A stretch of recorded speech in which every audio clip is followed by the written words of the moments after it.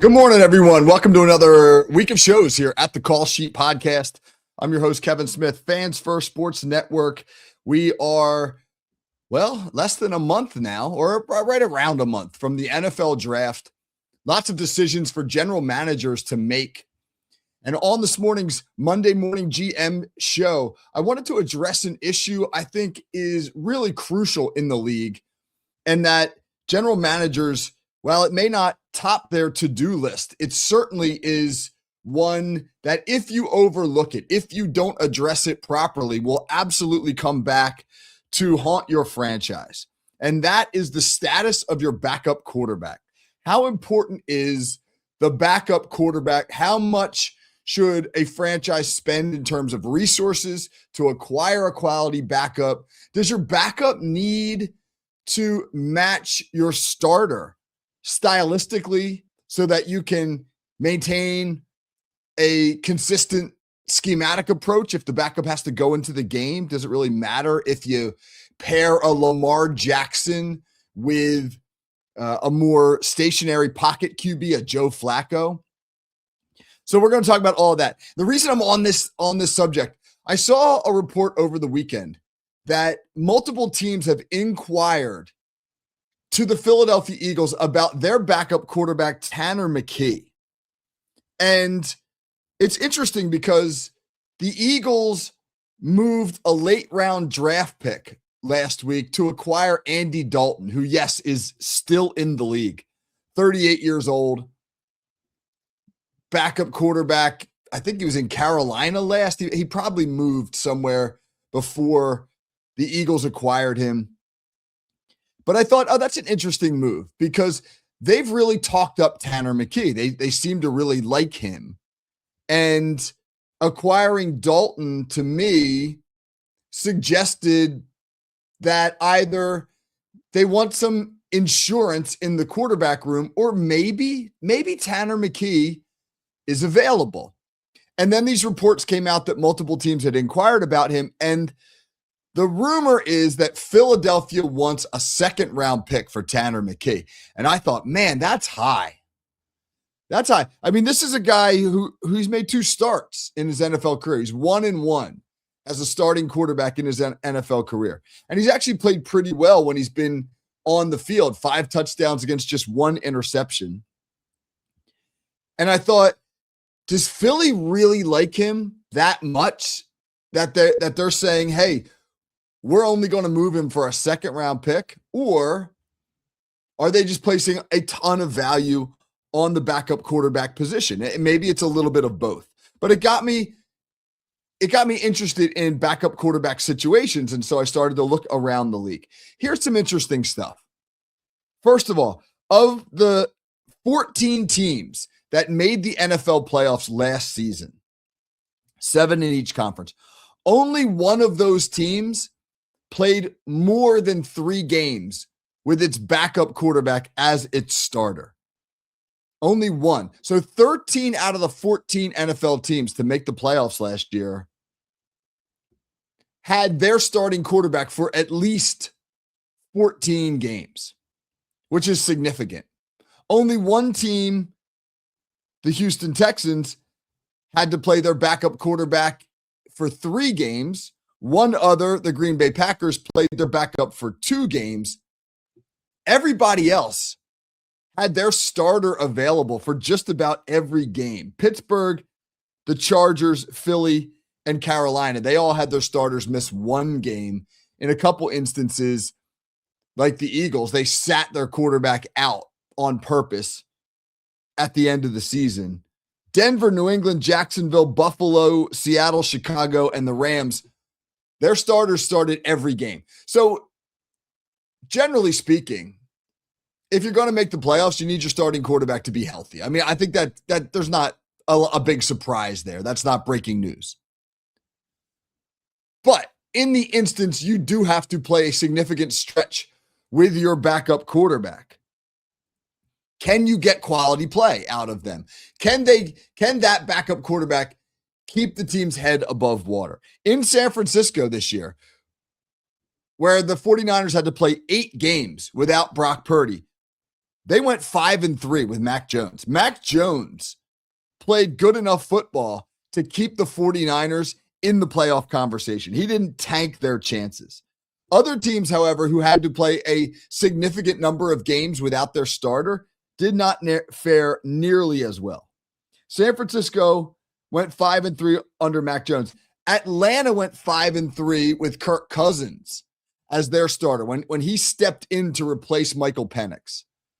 They went 5-3. That's not shocking. Kirk Cousins, even though he's coming up on 38 years of age, can still play the position. This is a guy who was a starter for a long time.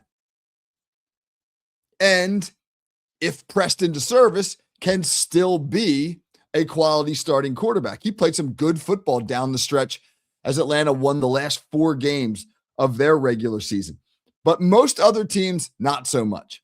Baltimore went 2-2 without Lamar Jackson.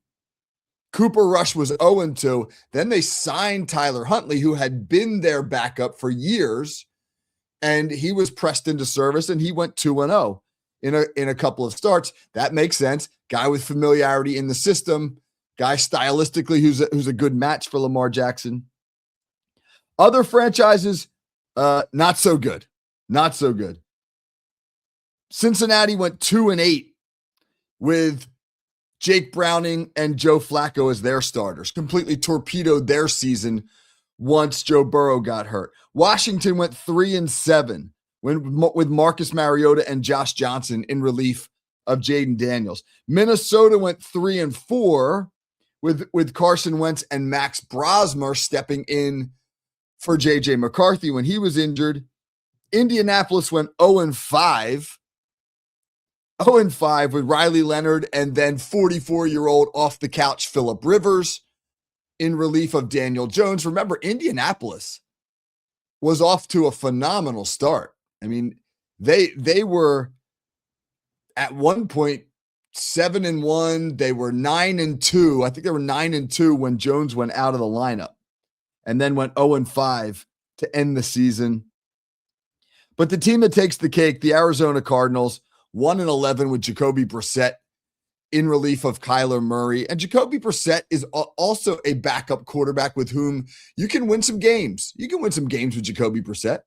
But unfortunately, Arizona, culturally, they had issues beyond the backup quarterback.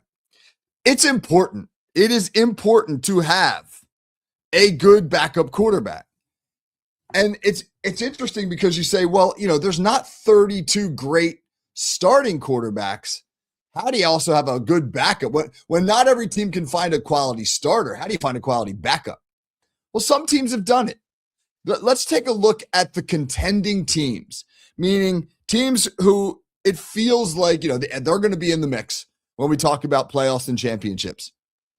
Let's look at their backup quarterback situations, because some teams have positioned themselves that if the starter steps out, they're probably going to be able to win some games with the backup. The Rams. Matthew Stafford started all 17 games last year. They did not need to go to their backup. But Stafford, 38 years old, can he play 17 full games again this year? If you're the Rams and you're a championship caliber roster, you recognize we need a quality backup for Matthew Stafford because, again, 38. If he steps out of the lineup for 3 or 4 games, we can't tank our season. And they've got a good one. They've got Jimmy Garoppolo. Of all the backup quarterbacks in the NFL, Jimmy Garoppolo has the best record as a starter, meaning games in which he was the starter, not the backup. 43-21 is Jimmy G's career record as the starting as a starting quarterback. And as a backup, I think that they feel pretty confident that Jimmy G could keep the ship steady for a few games. Yeah, you lose Stafford for the season in October, your championship aspirations are probably out the window, but you need Jimmy G to step in for a few weeks. He can probably do it. San Francisco, another one. They showed last year that they can get quality play out of Mac Jones, whose career record as a starter is just 25-32, but most of those starts were with a bad New England team post Tom Brady and then down in Jacksonville when he went down there for a year. 5-3 as the starter in San Francisco last year. He had a 70% completion percentage, 13 touchdowns, just 6 interceptions. He played some good football there. I think Detroit made a smart signing. I would still put Detroit in the contender category, even though they didn't make the playoffs last year. They're just too talented to be out of the playoff conversation for long. And they went and signed veteran Teddy Bridgewater, whose career record as a starter is 33-32. Very good touchdown to interception ratio, 75 touchdowns, 47 interceptions in his career. Teddy Bridgewater, again, you don't want to play for 3 months with him, but for 3 games, he could probably win a couple for your franchise, especially if you're the Lions. I think Carolina went and made a quality backup signing. All right, don't laugh. He's on his 5th team in 5 years. But Kenny Pickett has a career starting record of 16-11. That is the second best behind only Jimmy Garoppolo amongst current backups in the NFL in terms of your overall record as a starter, 16-11. Now, he amassed that record with some good teams, the Steelers, and I think he started 1 game in Philly. But still, if you have a backup quarterback that is gone 16-11 as a starter, and you got to start him for a couple games, at least you know, hey, he can win football games. He's done it. He can win football games. I think it was a smart signing by Carolina to pick up Kenny Pickett as their backup quarterback. I also think it was a smart signing for the Kansas City Chiefs to trade for Justin Fields, whose record as a starter is abysmal. Justin Fields' record as a starter is 16-37. And you say to yourself, why would you want that? Well, you have to consider the context here. Justin Fields went 12-35 as the starter with some terrible Bears teams and the Jets. And again, anybody's quarterback performance in New York with the Jets almost needs to, have to put an asterisk by it. Oh, he did that in New York with the Jets. Well, let's discard that information. But as the starter in Pittsburgh, the one quality franchise that Fields has played for, he went 4-2, and he played some pretty good football in Pittsburgh. If you give Justin Fields an adequate supporting cast and surround him with good coaching, is he going to take you on a Super Bowl run? Probably not. But can he play some good football for you? I think so. And I love the match of Justin Fields in Kansas City with Andy Reid and Eric Bieniemy and learning behind Patrick Mahomes. Hey, he may need to be the starter for the first couple of weeks as Mahomes recovers from his ACL injury. And I think stylistically, it's a good fit. And then, of course, you have the Eagles, right? With their backup situation, Tanner McKee, they are really high on. He's only started 2 games. He went 1-1 in those 2 games. But again, played good football, 5 touchdowns against just 1 interception. They can fall back on Andy Dalton if they absolutely had to. But I think Philly feels pretty comfortable. Jalen Hurts is out of the lineup. Tanner McKee can win us some games. Those are the franchises who I think as contenders have probably done the best job of addressing the backup quarterback situation. Maybe you give a little shout out to the Texans because Davis Mills went 2-1 as the starter last year. Although he's only 8-20 in his career as a starting quarterback. That defense is so good that if the backup can get you 17 to 20 points, you could probably still win the football game. And, I think Baltimore with Tyler Huntley, he's a good complement to Lamar Jackson. He's played in that system for a long time. He's won games there as a starter. Those are the teams. Those are the contending teams who I think have done the best job with their backup situation. All right, who are some contending teams that might need to be looking into acquiring a better backup or strengthening their quarterback room in some fashion? I think you start with the Chargers. I mean, Justin Herbert has not been he got the crap beaten out of him last year. He's missed some games here and there in his career. Right now, the number 2 in LA is Trey Lance, who's done absolutely nothing to give you confidence that he could be a quality starter for a stretch. His career record as a starting quarterback is 2-4, 5 career touchdowns against 6 career interceptions. He just has never shown that he can pilot an efficient offense. Maybe Harbaugh out there in LA will be able to get him right. He's on, I think, his 4th team now. Yeah, and it just doesn't. I would be nervous about that. I would say we got to look at the free agent market or guys who are available for another answer. I don't trust Trey Lance. I wouldn't trust Drew Lock if I were the world champion Seahawks. You got Sam Darnold as your one, but if he has to step out for 3 or 4 weeks in that super competitive NFC West, where a bad stretch could doom you, knock you from first place down to 3rd, or maybe even out of the playoffs, are you going to entrust Drew Lock, who's 10-18 in his career as a starting quarterback? I don't know. I wouldn't do it. I don't like that fit. Again, if I'm Seattle, I am looking at the free agent market. We're going to get to this list at the end of the show, but there are some veterans still out there who I would feel way more comfortable plugging in for a couple of weeks if I were Seattle than Drew Lock. Cincinnati, when Joe Burrow is healthy, they are a contending team. And I only put them on this list of contenders for that reason. Every year Joe Burrow's been healthy, they've either been in the playoffs or in the mix. But he's only been healthy for half of his career. Joe Burrow has missed a lot of time. And last year they tried to patch it together with Jake Browning and Joe Flacco. And like I mentioned, it didn't go well. The Bengals went 2-8 with Burrow out of the lineup.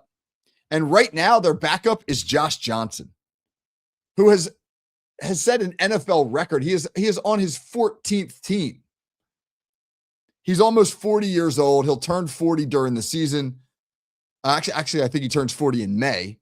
His career record for all the 14 teams he's been on, he's only started 11 games. He's 2-9 as a starter. 13 touchdowns, 19 interceptions.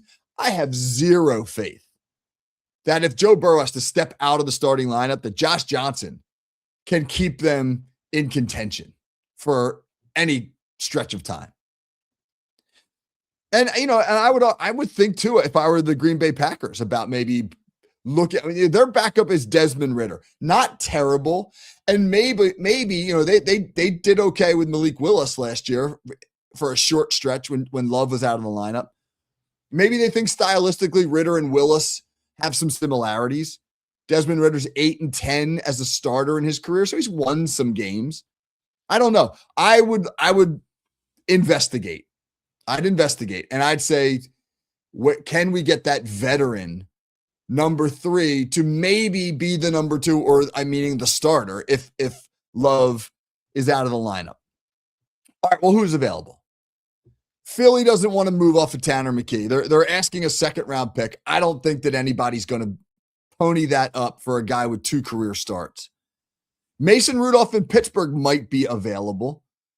The Steelers, we don't know what they're going to do yet at quarterback. Probably Aaron Rodgers. If it is Aaron Rodgers, the reports are that they really want Will Howard, their 6th-round pick from last year, to be the number 2. And I don't think that they would carry Mason Rudolph's $3 million contract to be the clipboard holder at number 3. He has been a starter at times in his career. I think I'd be more comfortable with Mason Rudolph than I would with a guy like Josh Johnson at this point in their careers. We mentioned Kirk Cousins and Joe Flacco. Those guys are still out there. Well, I would 100% pursue Kirk Cousins. Maybe not so much Flacco. I don't know. He's 41. I think his game, I think he's about done everything he's going to do in the NFL, which has been a lot. Hell of a career for Joe Flacco. But Kirk Cousins, you give me my choice. If I'm the Chargers and I got to go 3 games, and those 3 games may determine whether or not I make the playoffs, and it's Trey Lance or Kirk Cousins, I'm taking Kirk Cousins 10 times out of 10.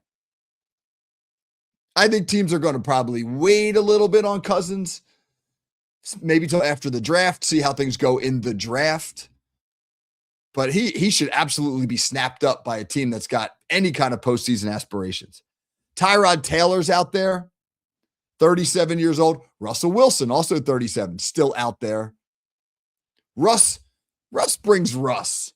And some teams may consider the whole Russ thing some baggage. Maybe they steer away from him. But here's the last name I'll kick out here. What about J.J. McCarthy? If you are a team like the Chargers, the Bengals, the Seahawks, the Seahawks already took one Minnesota quarterback and it worked out pretty darn well. What could you get? Or what would you have to give up for J.J. McCarthy? The Vikings have signed Kyler Murray. They've signed Carson Wentz as a backup. They still have Max Brosmer, who seems like an ideal number 3. I mean, Murray's going to win that job. He's going to be your starter in Minnesota. Wentz is an accomplished backup. He could steady the ship for a couple weeks if you needed him to. Are you trading J.J. McCarthy? I don't know. I would make a phone call if I were one of these contending teams that needed maybe some quarterback help. What's it going to take for J.J. McCarthy? I would, if I'm Minnesota, the asking price is going to be high. I don't want to move him. I'm not giving up on him yet, but it doesn't hurt to ask. Long story short, if you are an NFL general manager, the numbers are sobering. If you have to play your backup quarterback, it's probably not going to go well. But that is not universally true. San Francisco and Atlanta both showed last season that you can get quality play out of your backup. Kirk Cousins, Mac Jones, respectively, last season. And they can keep the ship steady and give you a chance until the starter gets back into the lineup. If you're checking boxes this offseason as a general manager, you better check the backup quarterback box, because odds are probably going to have to play without your starter for at least a couple of weeks at some point in the season. All right, that is our Monday Morning GM show. We'll be back on Wednesday. Hey, if you didn't get a chance, go back and check Friday's show where my brother-in-law, Ted Hedberg, was on. World-class mountaineer, talks about some of the 20-plus thousand mountain peaks he's climbed in his life. And we got into a great conversation about mental toughness in athletes. And when Ted talks about some of the things he's experienced, you get a really great feel for how important it is to be mentally locked in as a world-class athlete. Great conversation on my Hot Route show on Friday. All right, until Wednesday then, hope everybody has a great week or a great day. I'm going to have a new X up, by the way, this week. Some point, I'll update everybody on that on Wednesday's show. We'll talk a little bit about the ordeal I've been through. So keep looking for my stuff on other platforms, KT Smith FFSN on Facebook, on Instagram, and we'll be back on Twitter later this week. Until then, have a great day, everybody.